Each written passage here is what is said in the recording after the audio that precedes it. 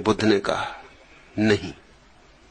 और उसी दिन दोपहर को दूसरे व्यक्ति ने पूछा ईश्वर है, और बुद्ध ने कहा है।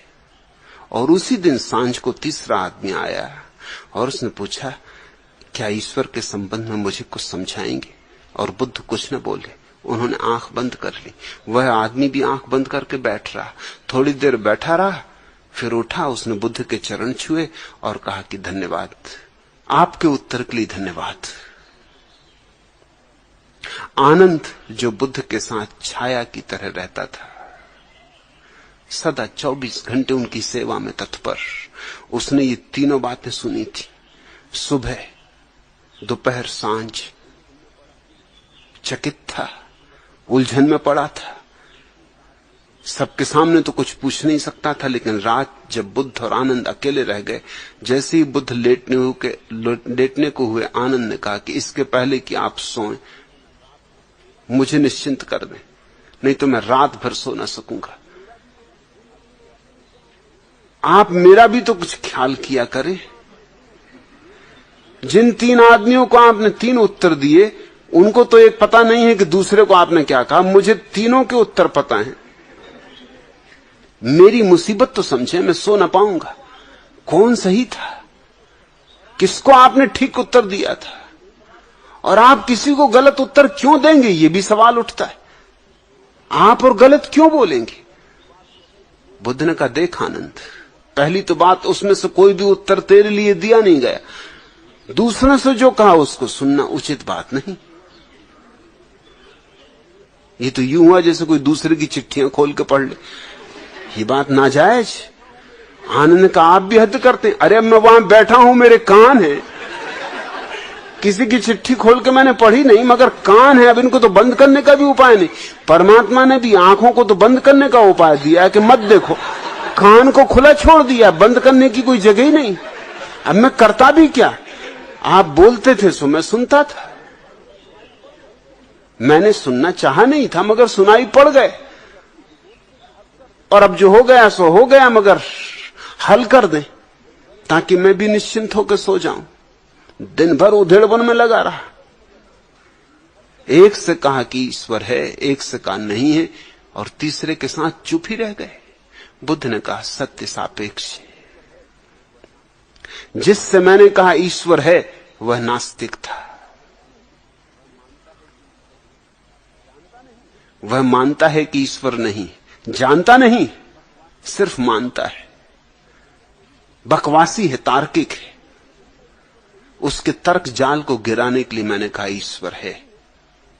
क्योंकि अगर मैं उससे कहता ईश्वर नहीं है तो वो अपने अहंकार को और भरपूर अनुभव करके लौटता। वो कहता मैं ही सही नहीं हूं, बुद्ध भी मेरे समर्थन में। मुझे उसकी धारणाओं को तोड़ना पड़ा, मुझे उसकी धारणाओं को खंडित करना पड़ा। मुझे कहना पड़ा ईश्वर है। वो नास्तिक था इसलिए कहना पड़ा कि ईश्वर है। और दूसरा आस्तिक था, उसने भी जाना नहीं है, वो भी उसी हालत में था जिसमें पहला। न उसने जाना न इसने जाना, लेकिन ये मानता है। मैं इसकी अननुभूत धारणा को समर्थन नहीं दे सकता हूं। तो मुझे कहना पड़ा नहीं, उसकी भी मैंने धारणा तोड़ी, इसकी भी धारणा तोड़ी। मेरा काम तो वही था दोनों के साथ। तुझे लगा कि मैं उल्टी बातें कर रहा हूं, मैं तो एक ही काम कर रहा था, धारणा तोड़ रहा था। एक की धारणा थी ईश्वर की, वो मैंने तोड़ी। एक की धारणा थी अनीश्वर की, वो मैंने तोड़ी। मैंने तो दोनों पर अपनी हथौड़ी चलाई। अगर तू समझ सके तो मैंने अलग अलग उत्तर नहीं दिए। मेरा तो काम एक ही था कि दोनों की धारणाएं गिर जाएं, ताकि दोनों खोज की यात्रा पर निकल जाएं। धारणाएं न गिरे तो खोज की यात्रा नहीं होती। और फिर तीसरा जो आदमी आया था, उसकी कोई धारणा न थी, उस पर चोट करने का सवाल नहीं था। वो सच में ही जिज्ञासु था, विश्वासी नहीं था, खोजी था। तो मैं आंख बंद करके चुप हो रहा, और वो मेरा इशारा समझ गया। जिसकी कोई धारणा नहीं हो बड़े जल्दी इशारा समझ लेता है। जिसकी धारणा है, अगर उसके पक्ष में कही जाए बात तो जल्दी से छाती से लगा लेता है और कहता आहा। असल में वो आहा अपने लिए कह रहा है। वो ये कह रहा आहा मैं कितना ठीक था, यही तो मेरी मान्यता है। और अगर उसकी धारणा को गलत कहा जाए तो एक तो वो सुनता ही नहीं, इंकार ही करता है, भीतर कहता है कि नहीं ये गलत, भीतर ही नहीं घुसने देता। और अगर घुसने भी दे तो उसे अपना रंग दे देता है, अपना ढंग दे देता है, किसी तरह तोड़ मरोड़ कर लेता, विकृत कर लेता है। लेकिन इस व्यक्ति की कोई धारणा न थी जो सांझ को आया था। ये बड़ा निश्चल व्यक्ति था, बड़ा निर्दोष, बड़ा जिज्ञासु। मैंने आंख बंद की, वो इशारा समझ गया। उसने पूछा था कि ईश्वर है या नहीं। ये उसका प्रश्न सच्चा प्रश्न था, प्रामाणिक प्रश्न था, कोई पूर्वाग्रह न था। तो मैंने आंख बंद कर ली, वो इशारा समझ गया, उसने भी आंख बंद कर ली। ये मेरा उत्तर था उसके लिए कि मौन हो जाओ, जान लोगे, चुप हो जाओ, जान लोगे, ध्यान में डूब जाओ, जान लोगे। और इसलिए जब वो गया तो तूने देखा होगा आनंद कि वो धन्यवाद दे के गया कि आपने जो उत्तर दिया उसके लिए अनुग्रहित हूं। और बुद्ध ने कहा, आनंद बुद्ध का चचेरा भाई था, दोनों साथ साथ बड़े हुए थे।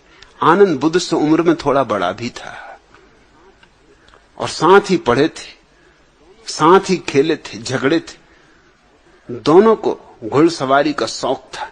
तो बुद्ध ने कहा, तू भूल नहीं गया होगा आनंद, हम दोनों को घुड़सवारी का शौक था। और तू जानता है कि घोड़े 4 तरह के होते। एक तो वो घोड़ा होता है कि मारो तो भी टस समस नहीं होता, किसी तरह मार पीट के थोड़ा बहुत चलाओ फिर खड़ा हो जाता है, बेशर्म।